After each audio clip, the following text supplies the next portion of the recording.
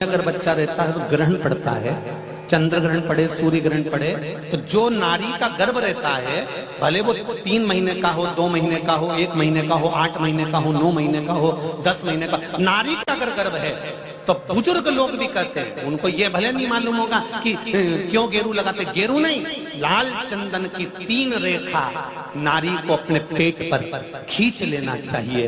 क्या होता है तो कहा, बच्चा विपरीत पैदा नहीं होता, बच्चा स्वतंत्र स्वस्थ अच्छा पैदा होता है, सुखी पैदा। आप में से कितनी माताएं जो जानती हैं इस बात को, हाथ उठाओ जरा। जानती हैं सब कि जब गर्भ में बच्चा रहता है तो माताएं कह देती, सास कहती थी, बेटा थोड़ा गेरू लगा लेना, पेट में थोड़ा सा गेरू लगा ले, थोड़ी सी मिट्टी लगा ले, थोड़ा सा कुछ पेट पर लगा ले, क्योंकि ग्रहण पड़ रहा है। क्यों? अगर ग्रहण पड़ी हुई संतान जन्म लेगी तो ये अपने ही धर्म का विरोध करेगी, सत्य का विरोध करेगी, गलत मार्ग पर चलेगी। और अगर शरीर पर एक त्रिपुंड लगा दिया गया, पेट पर ग्रहण के समय पर गेरू लगा दिया गया, लाल चंदन लगा दिया गया, तो जो बच्चा जन्म लेगा वो माता पिता के विरोध में कभी नहीं खड़ा हो सकता, धर्म के विरोध में कभी नहीं खड़ा हो सकता, सत्य सनातन धर्म के विरोध में कभी खड़ा नहीं हो सकता, हिंदू धर्म के विरोध में कभी खड़ा नहीं हो सकता, हमारे पक्ष में हमेशा बना रहेगा। सनातन धर्म का कुल में पैदा होकर, सनातनी होकर, हिंदू धर्म में पैदा होकर भी अगर कोई हिंदू धर्म का विरोध करता है तो समझ लेना कि यह ग्रहण की औलाद पैदा हुआ है, ये साधारण नहीं है, ग्रहण से पैदा हुआ है। इसलिए सनातनियों का भी विरोध करने के लिए खड़ा है। मनोरथी पूर्णिमा, इसलिए पूर्णिमा का व्रत कहां से उठाया जाता है? चैत्र के महीने की पूर्णिमा से पूर्णिमा का व्रत उठाया जाता है कि मैं महीने की पूर्णिमा करूंगी तो वो चैत्र पूर्णिमा से उसको उठा लिया जाता है। पर उसका एक नियम रहता है, आप फलाहार करें अपनी जगह पर है, पर एक समय भोजन कर रहे हैं वो अपनी जगह पर, भोजन के साथ में मीठे के साथ थोड़ा दूध की सामग्री होना जरूरी होती है। और क्यों करते हैं पूर्णिमा का व्रत, किस लिए किया जाता है, क्यों करा जाता है, उसका व्याख्यान वर्णन शिव महापुराण के अंतर्गत स्कंद पुराण में लिखा गया। स्कंद पुराण में वर्णन किया है श्री वेद व्यास जी महाराज ने, कहा ये पूर्णिमा का व्रत इसलिए किया जाता है कि व्यक्ति का जब मन गलत भ्रम में जाने लगता है, मन जब गलत जगह पर जाने लगता है, तो ये मन को गलत जगह पर ले जाने वाला कौन होता है? तो कहा ये चंद्र होता है। व्यक्ति की राशि के अंतर्गत, व्यक्ति की पत्रिका के अंतर्गत, व्यक्ति की ग्रह दशा के अंतर्गत जब चंद्र बेकार चलता है तो व्यक्ति अच्छा करते करते भी बेकार करने लग जाता है। चंद्र डोल रहा है। कई माताएं कहती हैं, गुरुजी हमारे बेटे को आशीर्वाद दीजिए, बहुत गलत संगत में जा रहा है, मतलब समझ जाना कि चंद्र गड़बड़ जा रहा है। बेटी अगर गलत मार्ग पर जा रही है, बेटी अगर गलत संगत में जा रही है, किसी अन्य व्यक्ति की ओर आकर्षित हो, चंद्र गड़बड़ हो रहा है, उसका चंद्र कहीं जा रहा है। कोई पुरुष, कोई लड़का कोई गलत मार्ग पर जा रहा है, चंद्र गड़बड़ हो रहा है। घर में जो क्लेश उत्पन्न होता है, घर में जो विवाद उत्पन्न होता है, उस विवाद को रोकने के लिए केवल चंद्र की ही, इसलिए तो पूर्णिमा घर की नारियां, हमारे हिंदू धर्म में यहां तक स्कंद पुराण में कह दिया कि प्रत्येक आप लोग कभी आप लोगों ने सत्यनारायण जी की कथा करवाई है? जितने लोग आस्था चैनल पर कथा सुन रहे हैं, जितने लोग फेसबुक यूट्यूब पर कथा सुन रहे हैं, यूट्यूब पर कथा का श्रवण कर रहे हैं, उनने कभी सत्यनारायण की कथा करवाई होगी। तो उसमें लिखा है, हर कार्तिक, हर पूर्णिमा को, हर संक्रांति को ब्राह्मण सत्यनारायण भगवान की कथा या राजा या वैश्य कथा को कराता था, या बढ़िया कथा कराता। सुनी कि नहीं सुनी ये बात? सत्यनारायण भगवान की कथा में लिखा है, स्कंद पुराण के अंतर्गत जो सत्यनारायण भगवान की कथा का स्मरण किया उसमें लिखा है, प्रत्येक संक्रांति पूर्णिमा को सत्यनारायण की कथा करवाने लगा और ये योनि को प्राप्त हुआ, इस योनि से छूटा, इस योनि में गया। लिखा है, सब कुछ लिखा है। अब उत्ते से समझ जाओ कि पूर्णिमा को सत्यनारायण की कथा करने का बोला है। तो पूर्णिमा को सत्यनारायण की कथा का क्यों बोला? वैसे तो रोज कराओ सत्यनारायण जी की कथा, प्रतिदिन कराओ, मना नहीं है। आप क्या कोई विशेष फंक्शन है आप सत्यनारायण जी की कथा करवा, पर पूर्णिमा संक्रांति को और संक्रांति को पूर्णिमा को सत्यनारायण की कथा का स्मरण क्यों करवाया गया? क्योंकि पूर्णिमा के दिन अगर ये भगवान का व्रत रख लेगी, पूर्णिमा के दिन अगर ये खीर का प्रसाद बना लेगी, थोड़ा सा दूध की कोई सामग्री बना लेगी और भगवान को भोग लगा देगी, भले सत्यनारायण भगवान के भाव से बनाए, भले सत्यनारायण जी के निमित्तार्थ बना, पर अगर इसने सत्यनारायण भगवान के निमित्त से बना, पर पूर्णिमा के दिन अगर ये व्रत रखेगी, उपास रखेगी या कोई सामग्री बनाकर भगवान की पूजन कर लेगी, तो इसके घर में जो अशांति है वो शांति में बदल जाएगी। इसलिए कई घरों में आज भी सत्यनारायण भगवान की पूजन हर पूर्णिमा को करती है। माता किताब लेके बैठ जाती है, तुरंत उन्हें ऑफिस जाना, कहीं काम पे जाना, और तुरंत उसने जल्दी जल्दी कलश रखा, कलश नहीं भी रखे तो भगवान की पूजन कर को रखे, ब्राह्मण देवता को बुला लेगी, ब्राह्मण नहीं आएंगे तो खुद कर लेगी, पर करती जरूर है। इतना सा आटा सेक लेगी, पंजेरी बनाई, सीरा बनाई, मिठाई रख दो, कुछ भी करेगी पर सत्यनारायण की कथा कर ले, उसका मन लग गया उसमें। मतलब पूर्णिमा को करना है, उसको करने से क्या होता है? शांति रहती है, शीतलता रहती है। जिसके घर में हर महीने की पूर्णिमा को खीर बनती हो, ध्यान दीजिएगा, बहुत सुंदर संवाद चल रहा है, बहुत ध्यान देने वाली बात है। प्रत्येक महीने की पूर्णिमा को जिसके घर में दूध की सामग्री बनती हो, दूध की सामग्री तैयार होती हो, खीर प्रसाद तैयार होता हो, उसके घर में कभी क्लेश नहीं हो सकता। चाहे सास बहू एक दूसरे के सामने वो कहे ना, वो सांप और नेवले की लड़ाई क्यों ना, फिर भी शांति हो जाती है। पर प्रत्येक महीने की पूर्णिमा होना चाहिए। ये नहीं कि तुमने एक महीने की पूर्णिमा पे बना लिया और दूसरे महीने की पूर्णिमा को गायब कर दिया। फिर किसी ने कह दिया आज चूरमा तो बन रहा है, दाल बाटी तो बन रही है चूरमे के साथ में, लड्डू बन रहे हैं, तो काय को खीर बना रही हो? तो तुमने अब वो खीर प्रसाद। जैसे प्रदोष व्रत का जो उद्यापन होता है, प्रदोष के व्रत का जो उद्यापन होता है, उसमें सबसे मूल क्या है प्रदोष व्रत के उद्यापन में? कि दो चीजें मूल है प्रदोष व्रत के उद्यापन में, कि आप प्रदोष का व्रत करो तो या तो 11 करो प्रदोष तब उद्यापन करो, या 26 प्रदोष करो तब उद्यापन करो, या उससे ज्यादा कर लिए तब उद्यापन। तुम्हारा मन हो जब उद्यापन करो। पर उद्यापन की मूलता में दो चीजें, कि प्रदोष के दिन के एक दिन पहले गणेश जी की पूजन हो जाना चाहिए। उद्यापन की जो पूजन होती है वो पहले गणेश जी की पूजन एक दिन पहले हो प्रदोष के, और प्रदोष वाले दिन फिर हवन यज्ञ पूजन करा। और हवन में क्या चीज जरूरी है? खीर बनाकर 108 बार शंकर जी की नाम की पार्वती के साथ की आहुति देना जरूरी है। खीर की महत्वता है।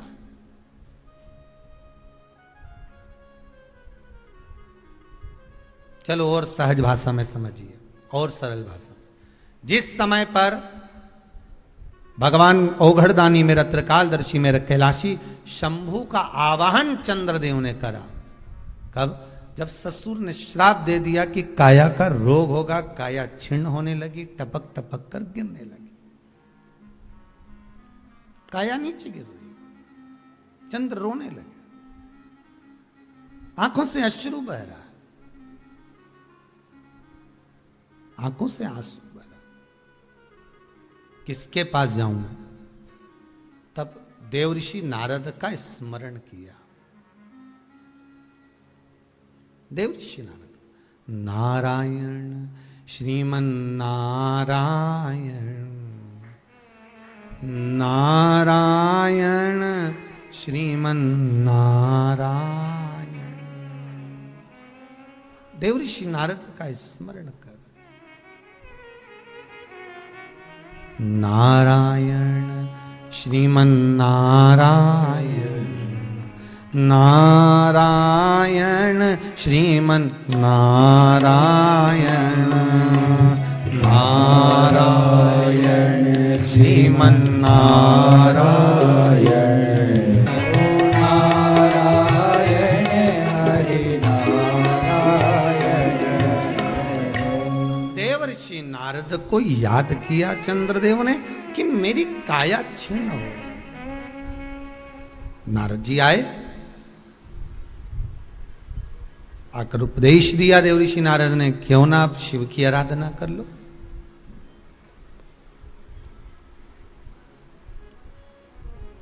पूर्णिमा का जो व्रत है भगवान विष्णु का भी है तो शिव का भी है, दोनों स्वीकृत है।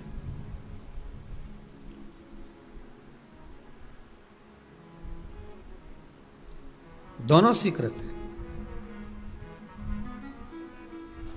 जिसका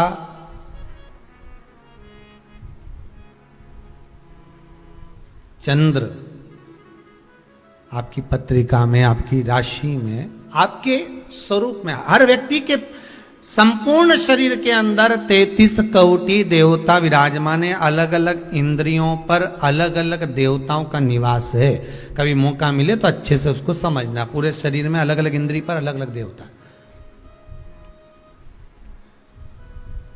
जिस व्यक्ति को रात्रि में, जैसे ही रात हो या दिन हो, भोजन करने के 15 मिनट के बाद ही नींद की झपकी आ जाए, समझ लेना चंद्र कमजोर पड़ गया, चंद्र गड़बड़ हो गया।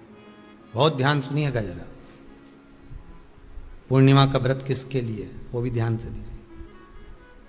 शायद आपने कभी सुना ना सुना, पर अच्छे से सुन लोगे ना ये व्रत कथा, बार बार नहीं मिलने वाली। फिर इसके बाद तो तुम भले वो फिर फेसबुक यूट्यूब पर बाद में निकाल के भले सुनते रहना, पर सुन लो पूर्णिमा के व्रत का महत्व पूरा। एक, भोजन के बाद जब नशे जैसा माहौल हो जाए, आपको बिल्कुल कोई छेड़े ही नहीं, सोई नींद आएगा, जब लग जाए कि अब तो 2 क्षण सोना ही पड़ेगा, नेत्र कितना ही जगाओ तो भी नहीं माने, फिर तो बिन पिए नशा हो जाता है, जो बोले भोले गाता। तो ये जब ये चंद्र अपना प्रभाव दिखाता है तो भोजन के बाद आपको डुबा देता है। ठीक है,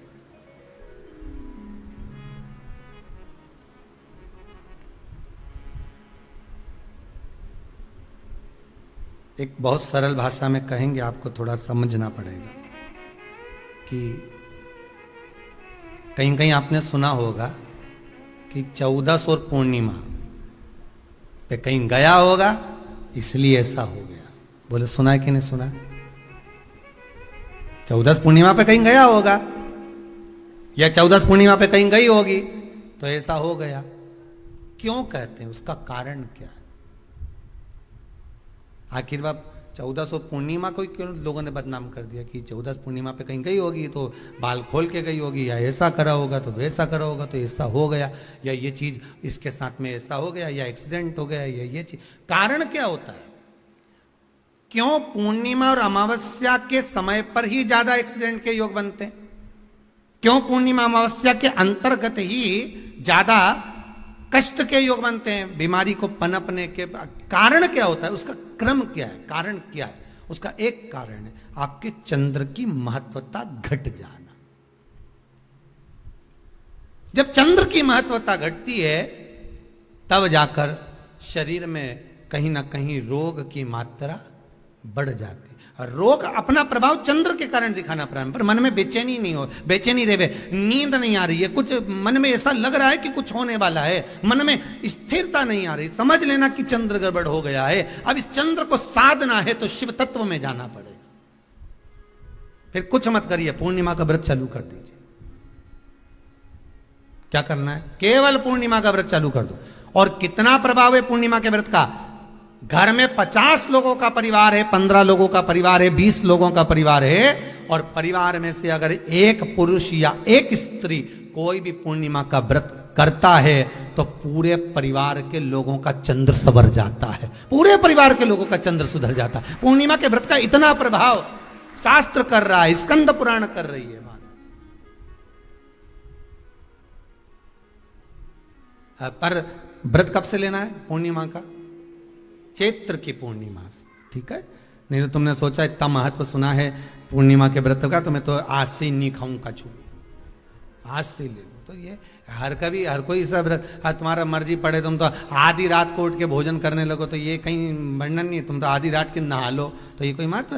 तो हर चीज का एक समय होता है कि इतनी बजे उठना, ऐसा करना, भोजन करना, ये समय पर फलाहार करना, ये समय पर ये, तो ये सब चीज का एक समय होता है, हर चीज का एक समय। अब कथा तुम दिन में सुन लो, शाम के सुन लो, अब आधी रात को तुमको कोई उठा के 1 बजे रात के उठ, भेरू उठ जा, कथा सुन ले, तो भेरू उठेगा? और आधी रात को भेरू उठ भी गया ना तो तुम्हें भेर भी बना देगा। हा? कथा सुनने वाला है। हर चीज का एक समय होता है कि आपको ये समय पर आपको ये ग्रहण करना, आपको इस समय पर भगवत स्मरण करना, आपको इस समय पर नाम जाप करना, आपको इस समय पर भगवान की भक्ति को धारण करना। परिवार में अगर किसी ने एक पूर्णिमा का व्रत कर रखा है, एक व्यक्ति ने भी करा है, तो 50 की ग्रह दशा जब उसके स्पर्श में आती है, पूर्णिमा का जो व्रत होता है ना, स्पर्श का सुख दे जाता है। बहुत बहुत ध्यान दीजिएगा। जैसे आपने किसी ने पानी मांगा, आपका पूर्णिमा का व्रत है, और भले आप उठ के पानी लेने नहीं गए क्योंकि आपका व्रत है, क्योंकि जिसका व्रत होता है बेचारी वो तो ज्यादा कुछ करती नहीं पाती, पर किसी ने आपको पानी लाकर तो दिया ना। अब पानी लाकर जिस व्यक्ति ने दिया उसका स्पर्श तो हुआ ना। ये अभी गई थी ना दूसरी लहर कोरोना महामारी, इसको देख लो, इसको टच किया, इससे टच होकर उस पर गया, उससे टच होकर उस पर गया, तो ये कोरोना महामारी। अब जब ये कोरोना महामारी टच करने से फैल सकती है, तो व्रत का पुण्य टच करने से क्यों नहीं बढ़ सकता? विचार करिएगा जरा, उसका भी तो पुण्य। अब आपने किसी को जल दिया, जिसका व्रत था उसको जल दिया। और सरल भाषा में समझ लो, कभी मथुरा वृंदावन गए हो आप लोग?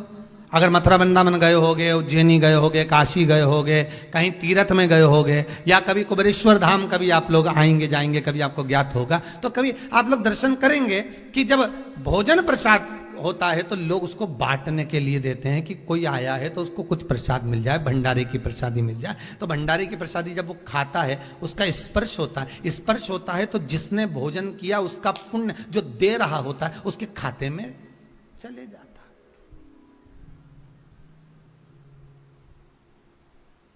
उसके खाते में गया वो।